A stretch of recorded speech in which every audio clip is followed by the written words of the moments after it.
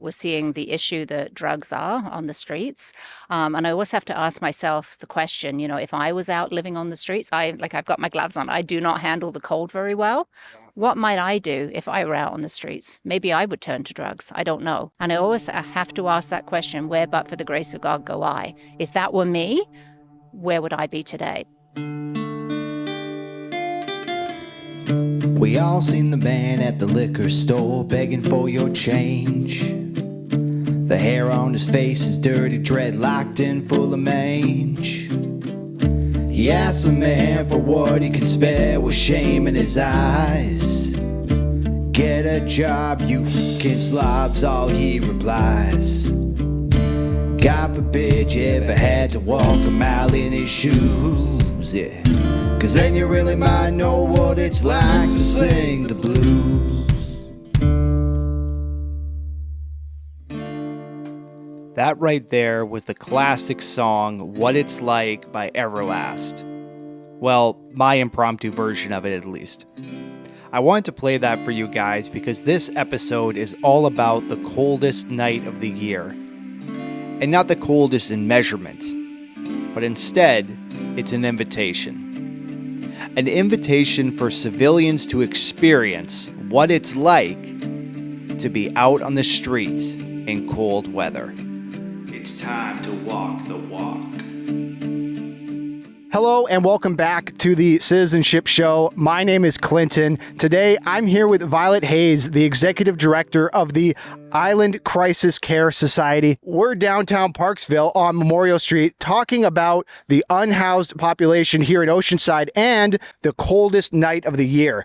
So as we like to do and kick these podcasts off, can you introduce yourself, tell the people who you are and where you came from? Sure. So I'm Violet, and been with Island Crisis Care Society now for actually on March 1st, it will be 15 years. We support people that are experiencing homelessness or people that are getting back on their feet. And that's what we love to do, housing, shelter, supports. That's awesome. Can you go into a little bit more depth in, I guess, the history of Island Crisis Care? When was it founded and what's the mission of the organization? Yeah, so many years ago, a few people in Nanaimo got together from different churches around and had the desire to help people with a shelter. So they rented a home and just started inviting people in. And that's where it started, just very grassroots. And now we have over 150 staff and 15 programs in 8 locations. That's awesome. And exclusively here on Vancouver Island. Yes, just Nanaimo and Oceanside. I was checking out your YouTube page for Island Crisis Care, and I came across this Samaritan Principle video. We're going to play it now for the folks at home. Yeah, so that's from the Bible. It's from the book of Luke. In the story, there are people that pass by. Someone has been attacked and is laying almost for dead on the street. And a couple of religious people from the day, they just walked around, crossed the road, wouldn't look. And then a Samaritan, who in those days, a Samaritan was someone who was really despised, would be almost like someone who's unhoused today. Like there's a lot of prejudice against those people. And that's the person that went the extra mile, helped the person, not only helped them, but actually took them to an inn and then paid for all of their expenses for them to get well. That is awesome. So I guess what would the moral of the story be in your eyes? Absolutely, to help our fellow people. I mean, we're all human, we're all someone's daughter, son, and we all deserve to be helped. And that is a great sentiment to have. And I guess that's a nice segue into your event that's coming up on February 22nd, which is the coldest night of the year. Can you tell us a little bit about the history of the event and how it got started? This year in Oceanside, on February the 22nd, it's 11 years that we've been doing this event in Oceanside. So it's an opportunity for people to say, yes, we care, and we're going to raise money. And the money comes to Island Crisis Care Society. And it's really the ability to feel like you're doing something. Raising those funds, going out walking, wearing the toque, which I'm proudly wearing, and I also have my hoodie. Yeah. It's a wonderful event. For the second year in a row, we're starting at St. Stephen's in Qualicum, and you come together at the beginning, and then we all head off together. And then when you've done either your 2 or your 5 kilometer walk, you come back to St. Stephen's and you're served a meal. And it's meant to just be as it would be if you were going into a soup kitchen. You get a simple bowl of chili and a bun, and just to help you realize what it's like to be on the streets and then come in and be grateful to be given that bowl of chili. And when you see hundreds of people walking in these toques down the street saying that, yes, we care and we're going to do something about it, it's just that coming together with a common purpose and knowing that, yes, we're doing something to help.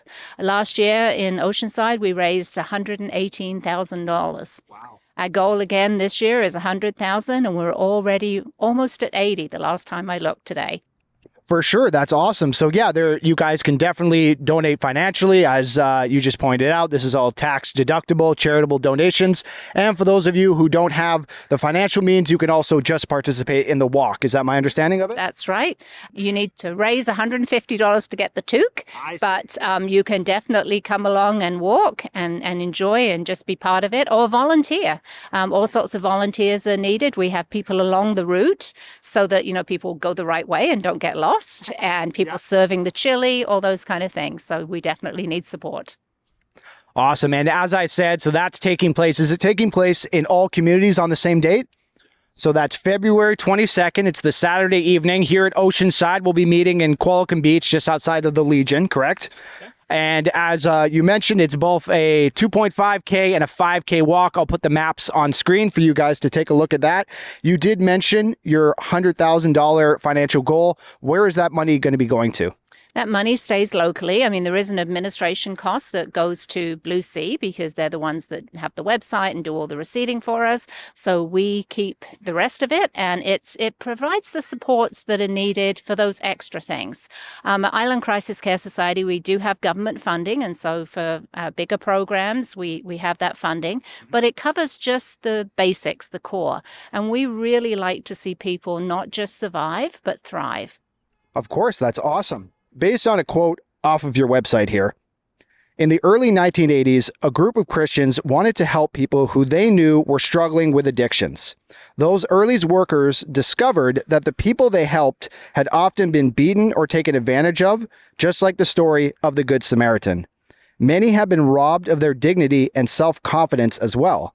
A picture began to emerge of these folks with emotional wounds who used alcohol and other drugs to cope with their pain.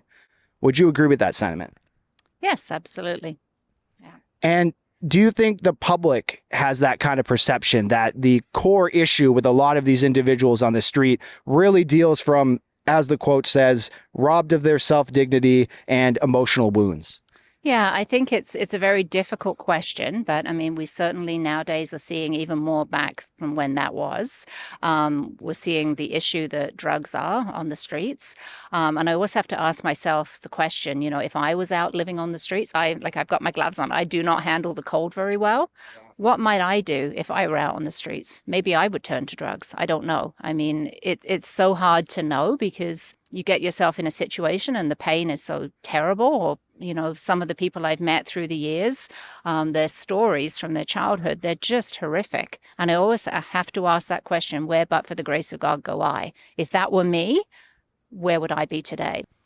I guess it's just connecting with that humanity and kind of putting yourself in other people's shoes. Pain is pain, and people try to avoid it and will do the best that they can to, go another route. And if you see yourself drinking every day, we have this idea that it's only people that are on the streets that are addicted, and that's simply not true. I mean, there's so many more people in the world that are. So, I think if we're just honest about it and ask the question and then maybe perhaps ask others around us, and then if we think it's an issue, go and talk to an addictions counselor. We actually, Island Crisis Care, in this past year, just opened up a 6-bed recovery program in Nanaimo. And so we're really thrilled about that because there's so much need. 6 beds, it doesn't sound like very much, but it's 6 beds. Yeah. And I'm always reminded when I think about how huge this issue is, I am always reminded of the quote from Mother Teresa. Someone asked her, how did you help 50,000 people get off the streets of Calcutta? And her response was, I helped one person. So I use that quote a lot because it is so true. If we all do our little bit, we can see differences in our community. Thank you so much, Violet. I want to appreciate you standing out in the cold with me here today. Again, if you guys want to come check it out, we're going to be in Oceanside over in Qualcomm on February 22nd.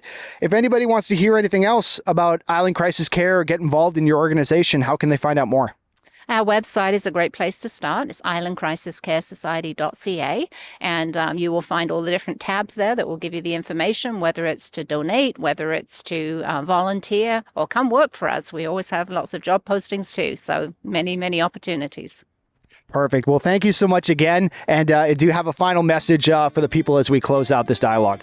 Well, I just hope to see as many people out on February 22nd, whether it be here in Oceanside or in Nanaimo or even across Canada. I mean, there's just so many opportunities to come out and help. And thank you for, even if it's a small donation, it does help.